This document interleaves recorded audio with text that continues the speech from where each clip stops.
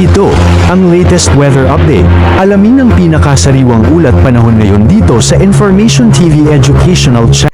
Kritikal nga po sa mga oras na ito dahil malapit na mag-landfall ito sa ating kalupaan. Sa kasalukuyan ng kanyang sentro huling nakita sa layo 100 kilometers silangan, Hilaga-Silangan ng Hinatuan, Surigao del Sur at anumang oras from 11 p.m. onwards, 11 p.m.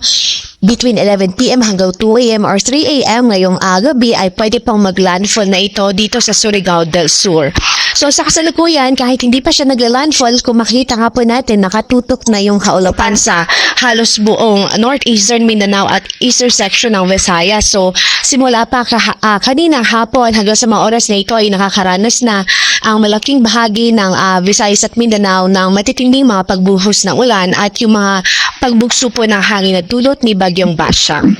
So far sa ngayon, nasa tropical storm category pa rin ho ito. Taglay ang lakas ng hangin na 75 kilometers per hour near the center at gustiness po na umaabot sa 90 kilometers per hour at west-northwestward ang kanyang movement at 15 kilometers per hour. So sa ngayon nga po, based po sa latest na track na ipinalabas po ng Pag-asa, makikita nga po natin ang entry point nito ay sa Surigao del Sur. So magla-landfall ito sa Surigao del Sur sa mga susunod na oras.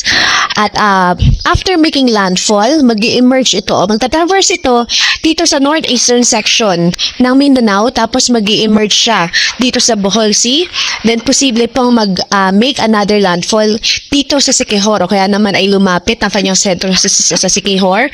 And then sa southern portion o sa Negros Oriental, and then dito sa Sulu Sea, bago po ito muling pumunta dito sa northern portion ng Palawan. So kung makikita nga po natin talagang susuyurin po nito ang malaking bahagi ng Mindanao at Kabisayaan sa mga susunod na oras at hanggang bukas.